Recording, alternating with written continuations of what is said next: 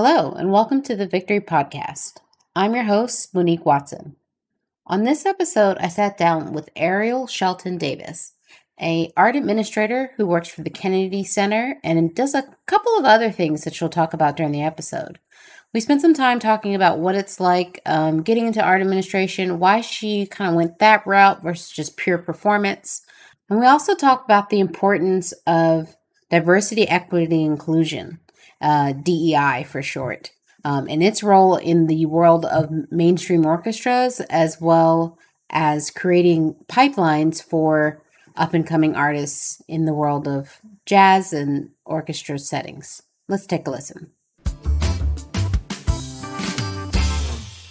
So, welcome to the Victory Podcast. I'm your host, Monique Watson, and today I have the wonderful pleasure to have Ariel Shelton Davis. How are you doing, Miss Ariel Davis? How are you doing today? I'm doing well. Thank you for having me. I'm really excited for today's conversation. Yeah, absolutely. So for the listeners, I'll give a quick little rundown of what we're going to go over today. So we'll talk a bit about Ariel, her background, how we know each other, and then we'll talk about her professional side, and so how she got into the world of arts, cultural organization, and social impact, why that versus the performance side of the arts, tips for others in the field, and whatever other organic conversations that sort of come out of that. So let's get into it. So Ariel, for the people, let's give them a bit of background from your perspective about how we know each other and a little bit about your professional background. Yeah, so we met at the Mecca, Howard University, in what seems like eons ago, but also yesterday. Facts. I know.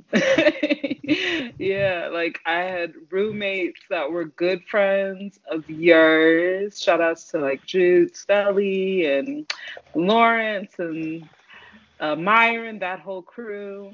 Yeah, so it was like through mutual friends, and I just always like dug your vibe and how cool you were and chill you were, and yeah, so it's been like really cool to be able to have the internet and the power of Facebook to stay connected over the course of the past years. But yeah, I mean, I was lucky because I found like a crew of folks to hang with that were not necessarily in the School of Music as much as I love my buds in the School of Music. And yeah, I know, Monique, you were definitely one of those folks that I was like, yay, friends that are outside of the arts. Just like having conversations with, people in different sectors is something that I'm always into and intrigued by. And I think it all just kind of bleeds into one another, So like, yeah, that's, I think, basically our background. Absolutely. And maybe a quick high level just about your professional background.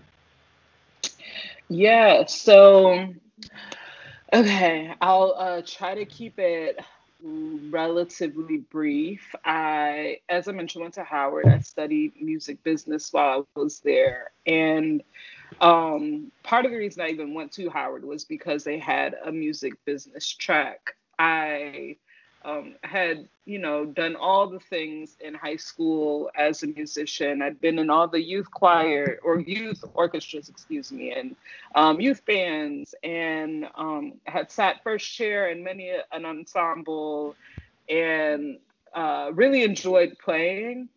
I'd also, taught my high school peers and how maybe to play real quick which instrument you were playing. Just I don't think you mentioned that.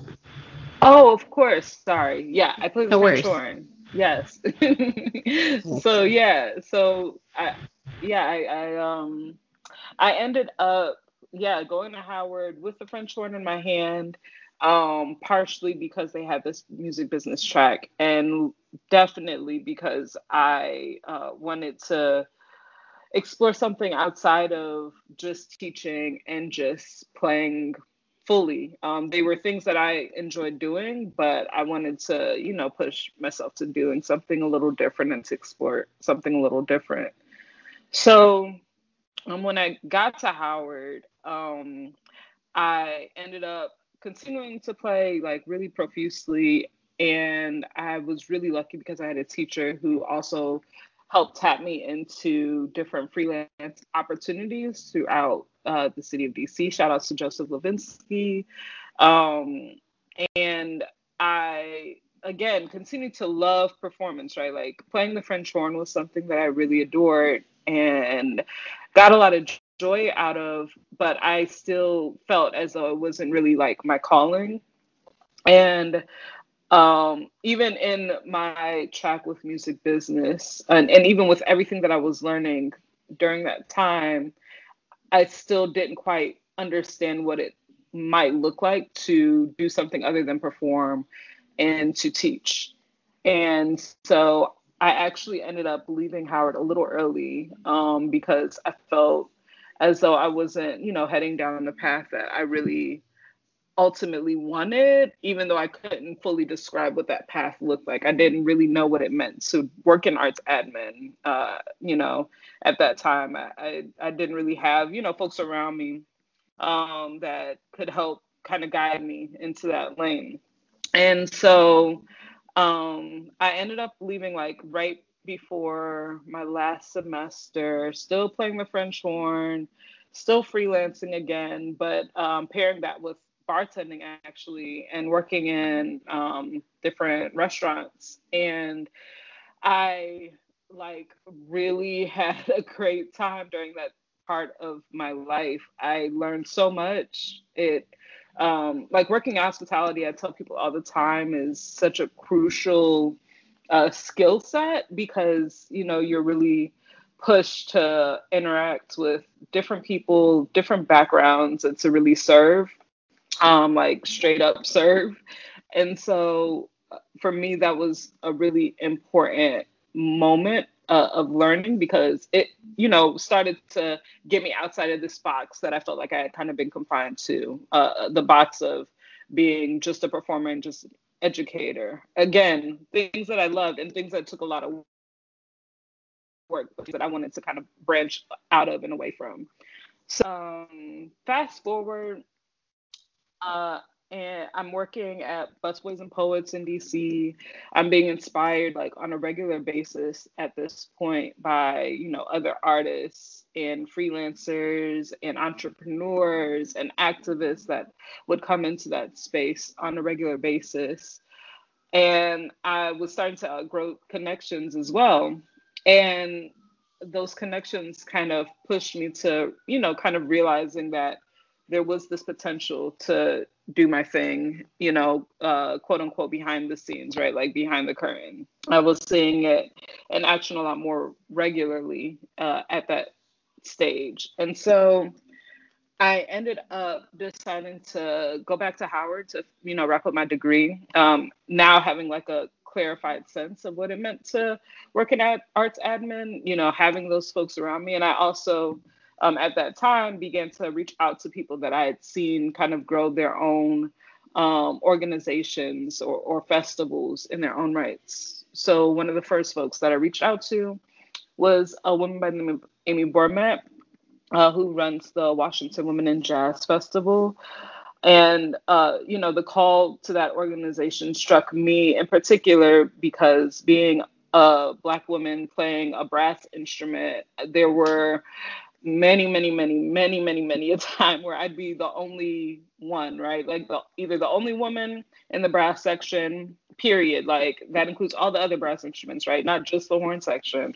Either I'd be the only woman on stage in that way, or I'd be the only, woman in an ensemble, in a smaller ensemble, like if we're doing a quintet gig or, a small brass ensemble gig, like I'd be the only one. And so the fact that there was this platform that Amy was building, dedicated to women, particularly in jazz, was just something that I was really struck by. And so I worked with her for a couple of years. And within my first year of working with her, we actually ended up being invited to produce a Women in Jazz Festival out in Sweden.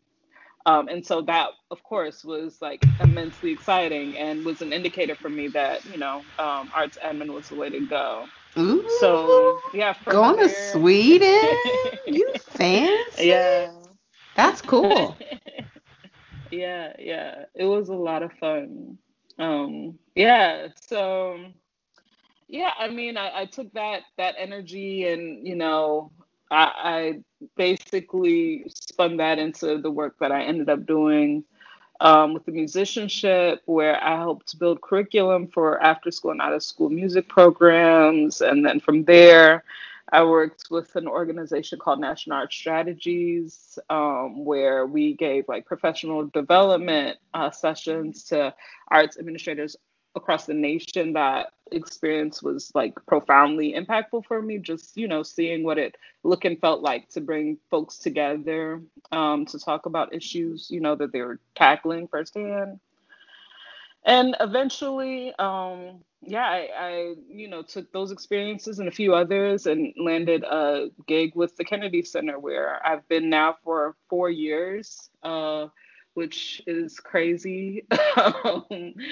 It's a lot of work, but it's good work. And I'm, yeah, working in the social impact department there now. So, yeah, that's kind of been like my journey for the most part. Yeah, those were some of the biggest moments, I would say, that kind of got me to where I'm at. Absolutely. You talk a bit about being sometimes and working the social impact side and being sometimes the only, whether it's the only woman or the only black woman, the only person of color in an ensemble. And I'm wondering, or in an orchestra or what have you, what kind of assembly of musicians. Um, do you notice sort of where is sort of the classical music world in your view, as far as their work on diversity, equity, and inclusion, right? Or adding more people of color or people from diverse backgrounds within an orchestra or within some larger, festival, whatever. What are you sort of seeing in the world from whether it be your Kennedy Center social impact side, sort of what's going on there, or is there a lot of work being done there, or is there some more opportunities? Where kind of does that part of the arts sort of sit on that spectrum of improvement? Yeah, I would say the orchestral field is about 50 years behind. Um, Five so five one thing zero, that 50 years. 50, Oh, yeah, at least that. So here's the thing, like straight up, when I first started working in arts admin, my dream job, right? Once I discovered it as a vocation, was to be an orchestra manager. I wanted to be the one doing all the fun things, like, contracting the musicians for certain days and making sure the logistics were right. Everybody had a stand, everybody had, seat, like all those fun, nerdy logistical things. I still to this day really dig. And so I, at first, wanted to be an orchestral manager. I one project that I ended up landing was developing a fellowship program for a youth orchestra out in LA. And this was maybe 2 or 3 years into my arts admin like trajectory, right?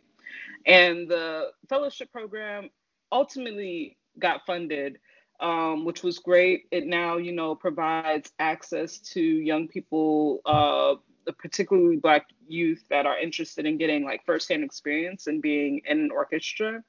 So that's wonderful and that's beautiful. One of the things that I discovered in the research for that that opportunity though was just how far back many orchestral members themselves are in talking and thinking about diversity and inclusion. And I discovered this because we, had surveys go out to these musicians.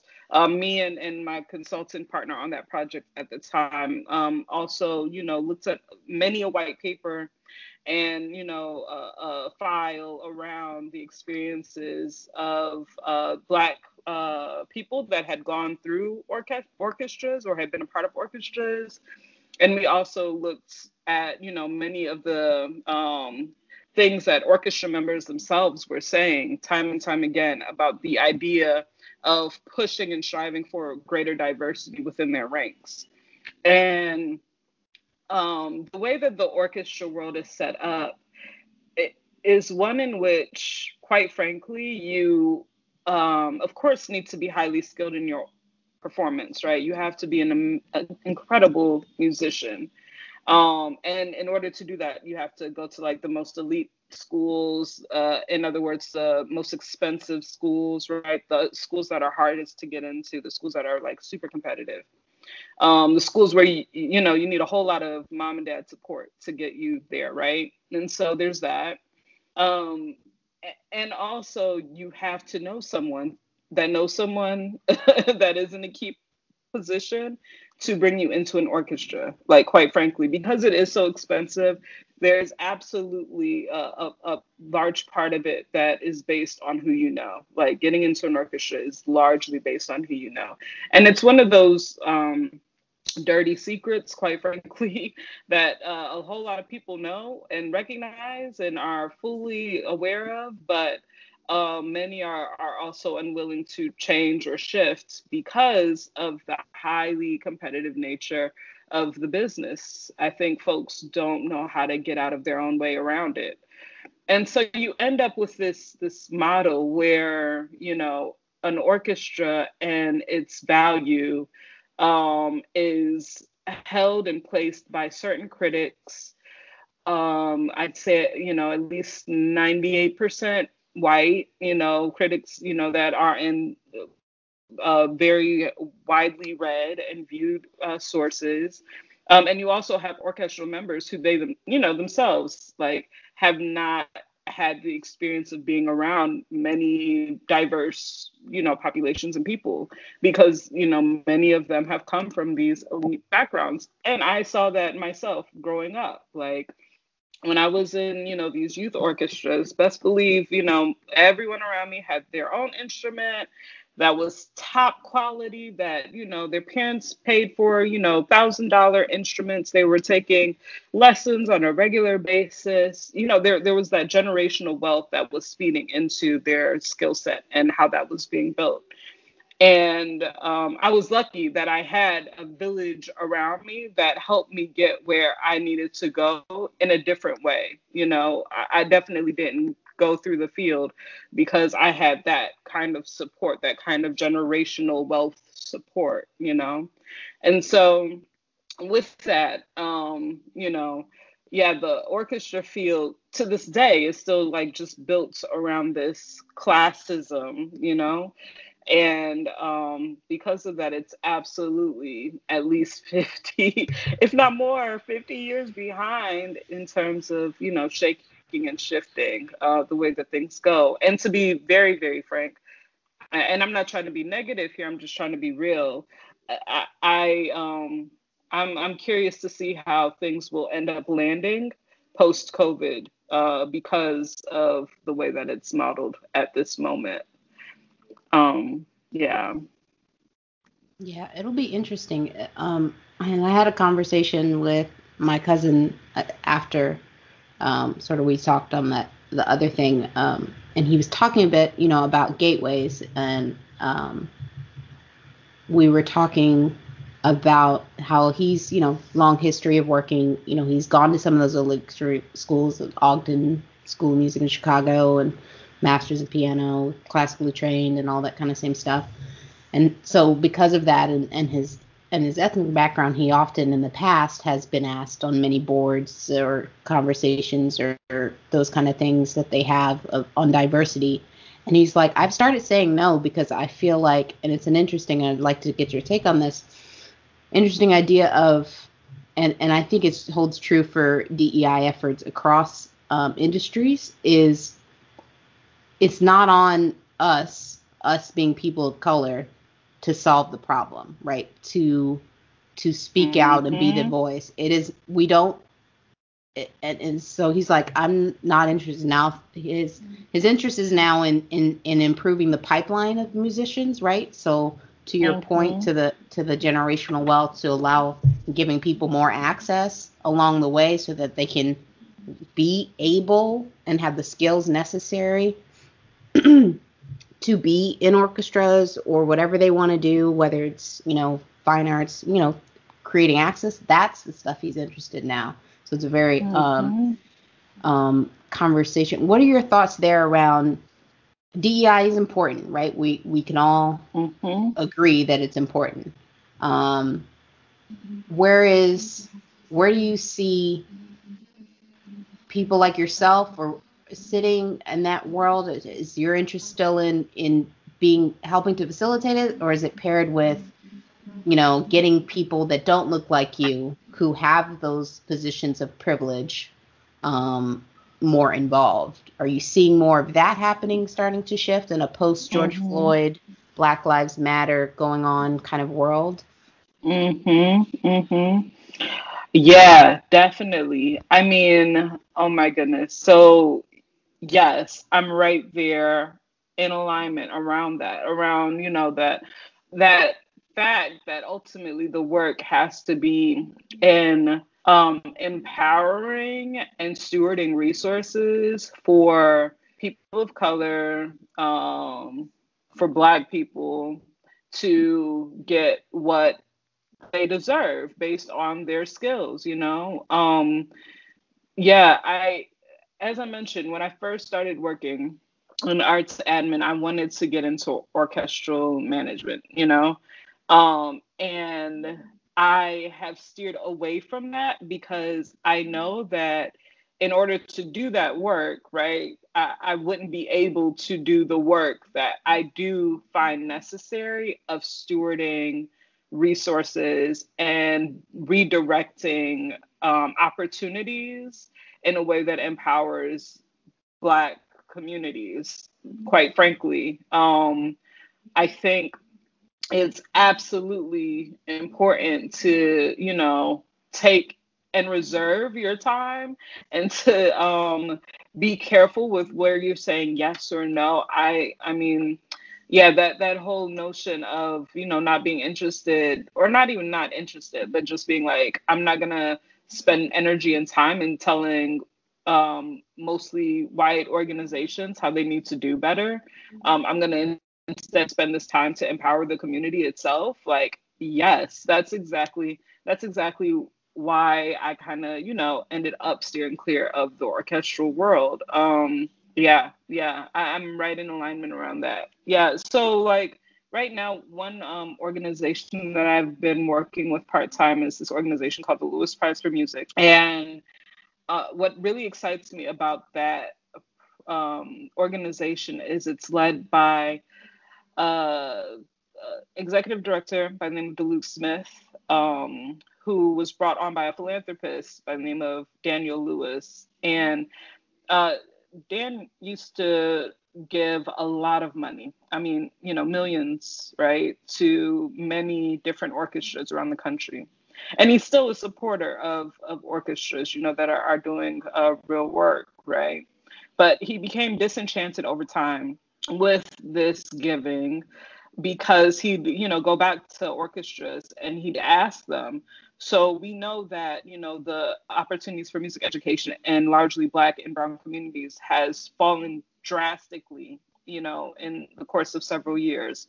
What are you all doing about this? Like, I mean, Dan would, read up on the National Endowment for the Arts and their reports, one of which, outlined how between, I want to say it was the late 1980s to the early 2000s, in majority white school districts, music education fell by about 1%.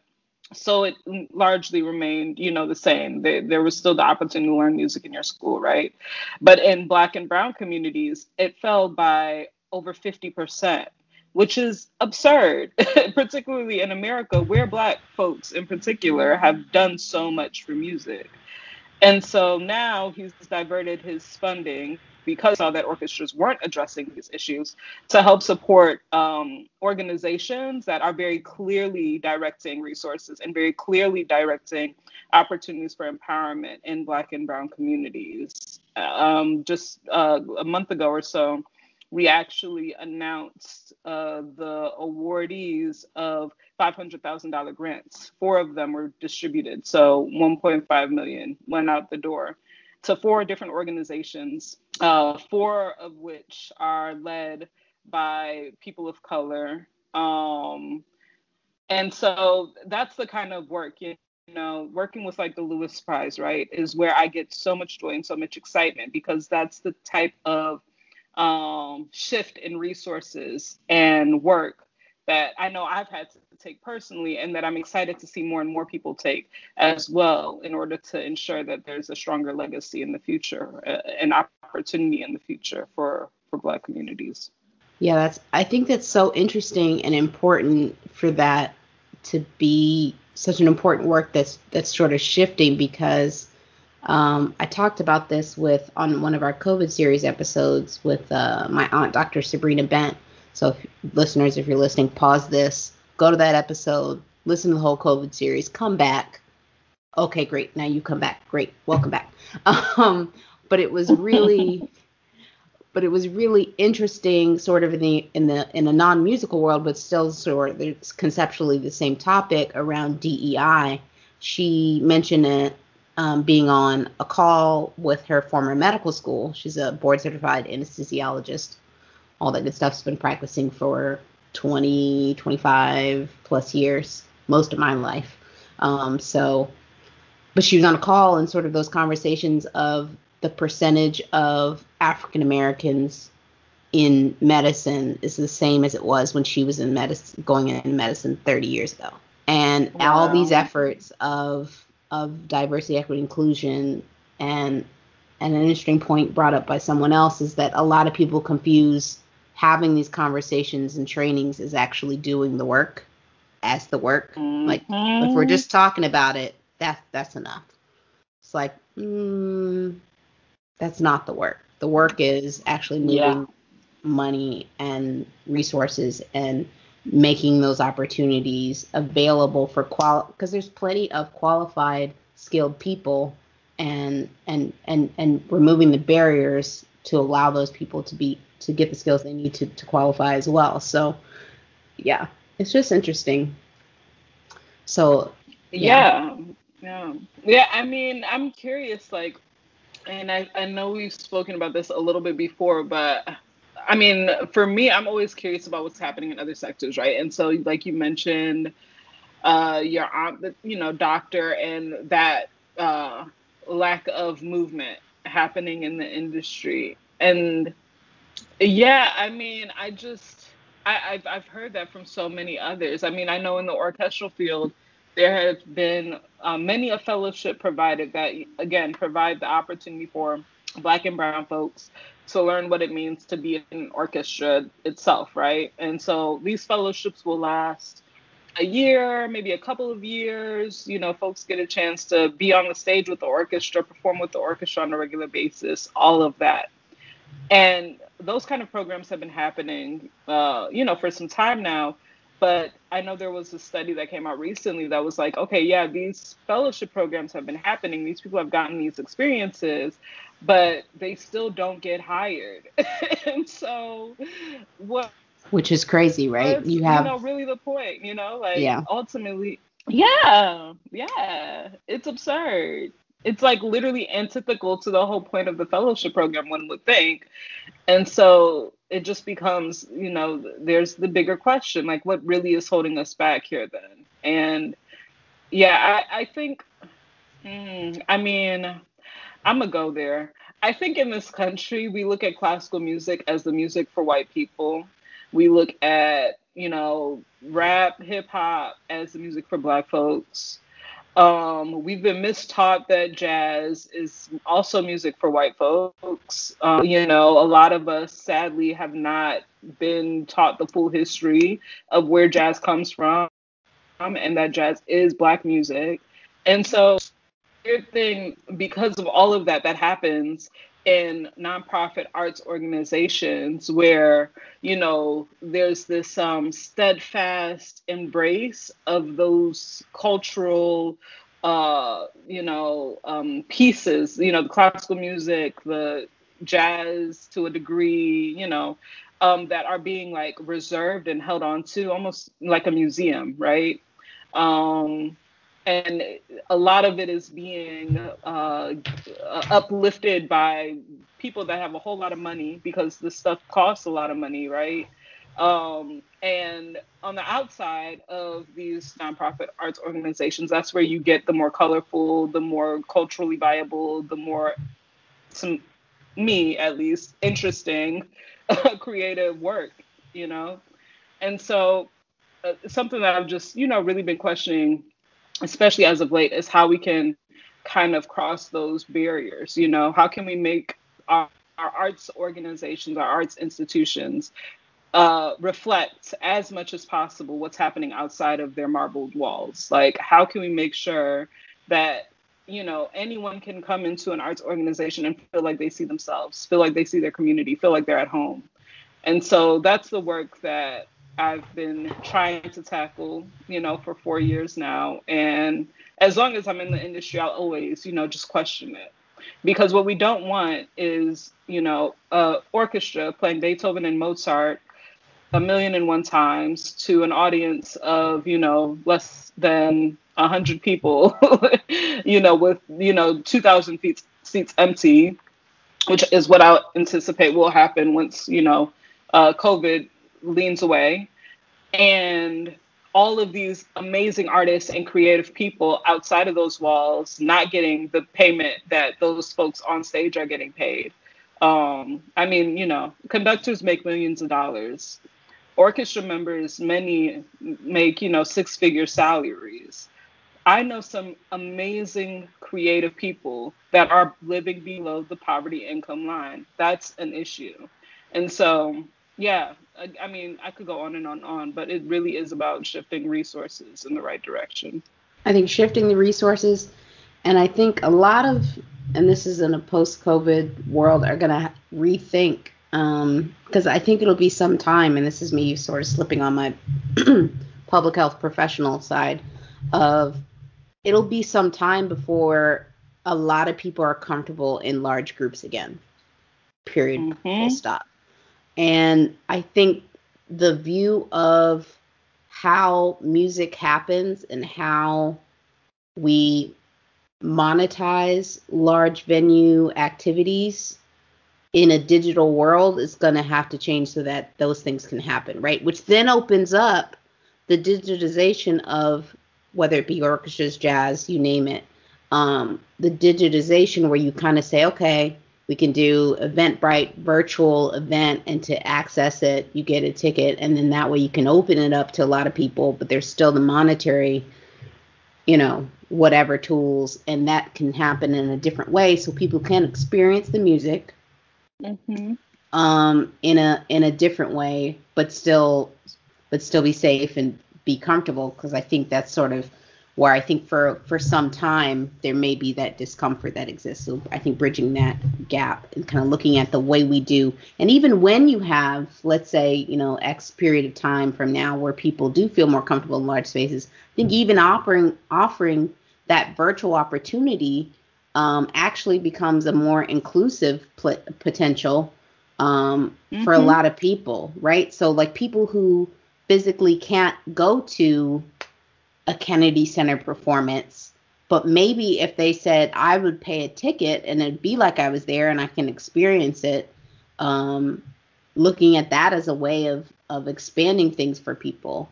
I think there are many people who still want the in-person live, but then like an overflow type vibe where you could just also stream it, whatever, with a ticket, special private YouTube room or something, private link. It gets sent. Yeah, definitely. And there are, some organizations, I mean, Kennedy Center itself also, that have definitely done work in that manner. They've done the live stream paid ticket experience a few times. And I agree that will more than likely have to continue to be a thing that, gets produced. For me, it's, just questioning constantly what we're producing, because I mean, maybe I'll just speak for myself for a moment.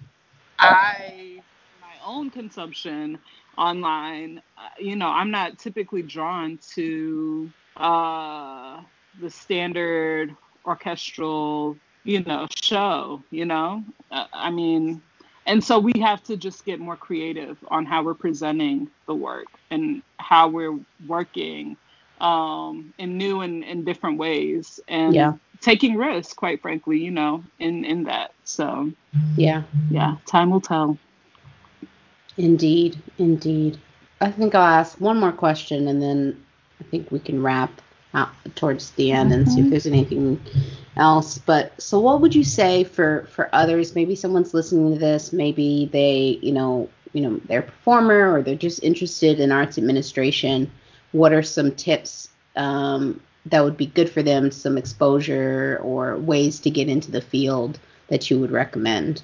Yeah. So one space that has been so important and helpful for me has been the space that's been built through the Arts Administrators of Color Network.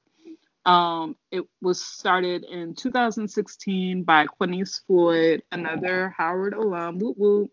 And it was started largely because we were hearing from colleagues, that there weren't enough Black and Brown folks to hire for salaried staff positions, and administration, that there weren't enough people to tap to be board members for arts organizations. And Quanice and myself, both questioned this and thought, know that that's completely untrue. And so, yeah, Quanice founded the organization actually in 2016. I joined as a board member. And what's amazing about AAC is that it provides professional development sessions. We have a yearly convening that takes place. We have a mentorship program where we connect up and coming arts administrators to those that are currently in the field. And so, with those connections come opportunities and placements in positions. I know, several folks that through the AAC network have been able to really build their careers and get their careers launched. And so we also on our Facebook page, like we'll post job opportunities. And yes, and many people will like jump into our feed there and share things that they're trying to tackle. Like recently, there was someone who shared that they were having conversations about contract negotiations or salary negotiations while they were considering a position, and others chimed in and helped guide them to a good place. And they landed that position, got $10,000 extra on their salary. Like things like that will happen regularly through the AAC network. And so, yeah, so Arts Administrators of Color Network, I absolutely recommend to anyone who's looking for a space to grow and learn from as they're coming into the field. I serve on the board with it. I was the initial board chair of the organization as well. And yeah, so I'm just really proud of the work that the network just continues to build. And it fortifies me as well. It's definitely been a space where I've gone to when I'm just unsure of where to go next, and and just facing my own challenges. So yeah, that's definitely one of the first places I'd call up. And then yeah, I mean, internships, of course, there are so many opportunities nowadays that can be found for internships. And so I always recommend that to young folks. I know, getting paid for an internship is absolutely important. So, seeking those over others is something that I do call for, just so that we can all shift our organizations to ones in which we're providing those paid opportunities. And then another thing that I still do to this day that I did, especially when I first started, was just, you know, reach out to people and ask for informational, you know, sessions. You'd be surprised with how many folks are willing and able and excited to connect, you know, with you if you're coming into the field. I mean, I myself offer up that opportunity. Like if anyone ever wants to connect and have a conversation just to learn more one-on-one, I'm always down for that. So yeah, those would be my advice. That's the advice that I always give to folks when they're coming into the field. Perfect. So how would people reach out to you for this advice or pick your brain or, you know, say, hey, we want you to run the, you know, New York City Orchestra? Because you've expressed such interest. We heard you on the Victory podcast, and you know, we just hear your passion for running an orchestra. So we'd like to pay you the millions of dollars and just run it. So like Mozart in the Jungle type thing. So how would folks get in touch with you? Social media, websites, whatever. Any upcoming projects that you want to promote or share with the folks listening? Yeah, for sure. So I have a website. It's aryelle.com. I'm on Instagram under that same spelling of my name, Ariel, AERYELLE. So yeah, like if you go there, my contact information is there as well. Any exciting projects coming up? I mean, one project that did come up recently is I've been helping to consult with and manage this group called the String Queens. They played for the president's inauguration, which was amazing. Shout out to the lead violin, Kendall Isidore. She helped secure that, I was just really proud of them. So that was cool. Yeah. Anything else coming up? For the Lewis Prize, we will be opening up applications for the next round of funding. Currently, we're looking at over $1 million of funding distributed in the coming year. So yeah, I would just also recommend looking out for that. And then I would say those are the things that really come to mind the quickest. I mean, Kennedy Center, I mean, there's some things that are popping up, and I can share more about that a little later on. But yeah, follow all the things on social media. Awesome. Yeah, I'll include those. I took notes and I'm going to add them in the show notes below. So if you're listening to this, just go on down, look at the notes. You have links to all the different things that you referenced today. Washington Women in Jazz, if that festival is still going on. All kinds of Lewis Prize for Music, Ariel's page, her Instagram, String Queens, all the things. Follow it all, support it all, do all the things. We're helping to, you know, elevate, you know, people of color and voices, especially in this Black History Month. I try and do it all the time, but you know, this is a special effort. So listen to all the things. But yeah, thank you so much for your time today. And it's been a pleasure having you on. Yes, thank you so much. Really honored to join the lineup.